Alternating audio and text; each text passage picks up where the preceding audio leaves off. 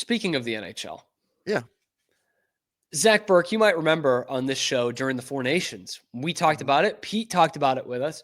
It was like that old SI cover, why the NHL's hot and the NBA's not. And there was this moment where people were just like, you know what? I'm sick of the NBA crap, sick of the All-Star game, sick of the regular season. Like this Four Nations was great. Their own players, the league, NBA's own players were trashing the All-Star week. Like it was bad. Yeah. And it was like, okay, this is the opportunity, right? The NBA ratings were already going down.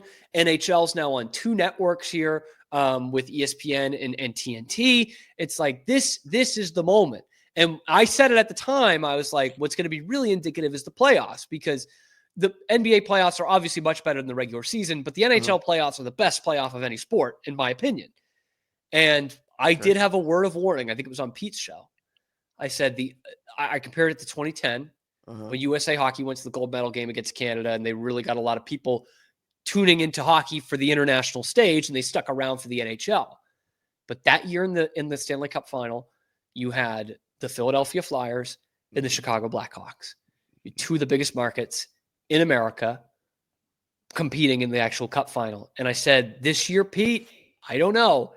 I don't think the Bruins are going to be there in the playoff. I don't think the Blackhawks are going to be there, obviously. The Flyers are not going to be there. The Rangers are probably not going to be there. The Red Wings at the time looked like they might. They're not there. All 4 of your original 6 franchises, plus the Flyers and Pittsburgh, which is not a huge market, but a great hockey market, and Sidney Crosby, none of them are there. And here we are. The NBA had their most watched opening playoff weekend, if I guess that's the term they're using. The most watched opening weekend in 25 years, 4.4 million viewers on average, up 17% from last year. The NHL through Monday, Stanley Cup playoffs, averaging 718,000 viewers across ESPN and TNT, down 27% from last year. All 9 windows are down year over year, with 7 of them posting double-digit declines. Not a single game through Monday had averaged over 1 million viewers. Cooked. 2 months ago, they had it. A short 2 months later, it's gone. I would argue, and you kind of put it there a bit, is that for the most part, all the familiar faces are there in the NBA. It's all the teams that you would want to watch there. It's all the teams that have the history. Even somebody like the Pistons, who, haven't been a big name for a while. Like, are they going to win their series against the Knicks? Probably not. But they came out and they punched them in the mouth, and they made the series exciting now. Like, even the people or the teams that you're not used to being there are making the most of these opportunities, while you went through the laundry list of, if a casual fan, and I think of like, oh yeah, no, the Red Wings are usually good. No, okay, they're not there. Oh, but the Rangers, they're not there. Like, who do you root for if you're a casual? Like, this is a playoffs built of, like, for, I guess, hockey fans, but I think the playoffs more than anything is when you bring in casuals more than any other time, and that benefits 1,000%. your watch numbers. So and even more so than casuals, Americans. Oh, for sure. Yeah. Like, that's what you need to bring in. For sure. And to your point, don't have that the problem NBA, with basketball. like the NBA, even the series that looked like mismatches on paper, like, or going to play out like it, like Indiana and Milwaukee, it could be a sweep. But Giannis is playing in that series. Damian Lillard's playing in that series now. Your Houston Rockets, right? 2 seed, but nobody knows about them. Yeah. Right. And that's not a bad thing, but nobody knows about them yet. They're a bunch of young players, and they play not a sexy brand of basketball, but no, they don't. But they're playing Steph Curry. So people are watching. And as opposed Especially to the after NHL, the night he had the other night too. Yeah. The NHL, best team in this league, smallest market. Winnipeg, nobody can even tell you where that is. Americans can't tell you where that is. And they're playing St. Louis, which is not a great hockey market either. Or how about maybe the most entertaining and brutal series on paper, right? With the hatred there, is your Ottawa Senators versus the Toronto Maple Leafs. Last time I checked, neither of those teams are in America. So it's not going to do well with American audiences. And you know what's not going to make it better, Gary Bettman? The fact that Did you watch the Wild versus the Vegas Golden Knights last night? I didn't get to see it, Evan. Of course you didn't. Nobody did. You know why? Was The it not puck, on TV? the puck dropped at 11:20 Eastern time.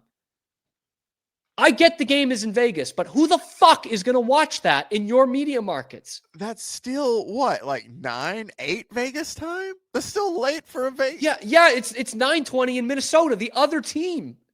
Like that's brain dead. There's no reason for that. None at all. They've been alternating between networks, ESPN and ESPN2, and it's instead of that one, except for that one. I always got a Rangers 9 o'clock first pitch because it's 6 o'clock out on the West Coast. Which but sucks, when it's like 8 o'clock, that's dumb.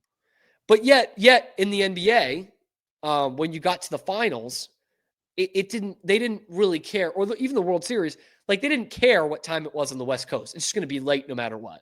Yeah. Right. 8 Eastern, 9 Eastern, across the board, whether they were playing in Dallas or Los Angeles. So there's no excuse for it.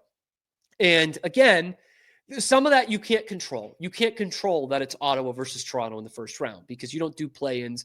You don't rig the play-ins. It happens. That's what happens. What you can control, the time the puck drops in the game. And it's incredible. We were sitting here on the show. We were gushing over how much momentum that hockey had in February. And 2 months later, it's totally down the drain. Now does Curry get one last bite at the apple? Luka and LeBron, are they going to get to the finals? Jason Tatum injury. Like that's the whole news cycle now. Well, I even have another that I'm curious about that I didn't have before after this Pacers game. I'm not saying it does, but that Athletic article came out. If you're Tyrese Halliburton and you've been called the most overrated player now, how do you feel going into that series? Like there's intrigue on so many different levels. Yep. And like, I'll admit this, like I'm not expecting hockey to be the number one sport. It's 4 out of the major 4. It's still niche. I love it. A lot of people do, but it's not going to be that. And I said at the time, it's tough to see them, kind of turn over the NBA in the long term, but it shouldn't be this bad. It shouldn't be down 27% because the product is still really good, but it's just best sport, worst league. It has a lot of trouble getting out of its own way. And part of that too is, again, all your Canadian teams except for two, Calgary and Vancouver did not make the playoffs. You've got 5 Canadian teams in there and they're each contenders outside of Ottawa. Sorry. And so like there is some of that where you're just not going to get the American audience attraction to that. Sure. I guess Montreal's not really a contender either, but they're a young, exciting team. And so there's part of that too. But does it? Last thing, does it kind of surprise you how much this has evaporated this quickly? No, just based off of the people that aren't there. Like it makes total sense of why there's not as much intrigue because the teams that you would be used to being there aren't there at all. Your perennial playoff teams or the teams you think of like, oh yeah, no, I'm sure they're good. Oh, okay. Boston's not there. Detroit's not there. New York's the Bruins not effect. Damn. The Bruins effect, baby. And I don't think it's a coincidence because the NBA has been full of conspiracy theories for as long as the league has existed, more than any other league. I have something to pitch for a Friday for us. It doesn't have to be this Friday, but how we've been talking. Yeah. What if we come up with our favorite sports conspiracy theories? Our theory. I'm into that. You brought it up. And the only reason I say that is because the NBA does have a lot of them, but I feel like there hasn't been a good one since or a believable one since the envelope man. Well, look. The NHL seizes a ton of momentum in the Four Nations face-off. The next week, Luka gets traded to the Lakers. Oh, okay. In the most bizarre way, like not even shopped around anybody. Top 3 player in the league gets traded to the biggest market. They asked Minnesota if they could have Anthony Edwards, and they asked Danny Ainge for some help. I will say though, in Nico's defense, even if they somehow beat the Grizzlies and are a playoff team, it's not turning out any better for the Mavericks than it is the Grizzlies right now. That playoff series. Well, that's true. That's true. Anyway. I'm surprised by it too. If you're surprised, let us know in the comment section below. Be sure to like the video, subscribe to the channel. Only about 10% of you watching are actually subscribed. Hit that subscribe button and find us here on YouTube live every weekday, high noon Eastern time, and then wherever you get your podcasts. I'm your host, Cam Stewart. Zach Burke was with us, keeps us on the air every day. Check out the other videos on the channel, and we will see you tomorrow on a little ditty that we like to call The Cam Show.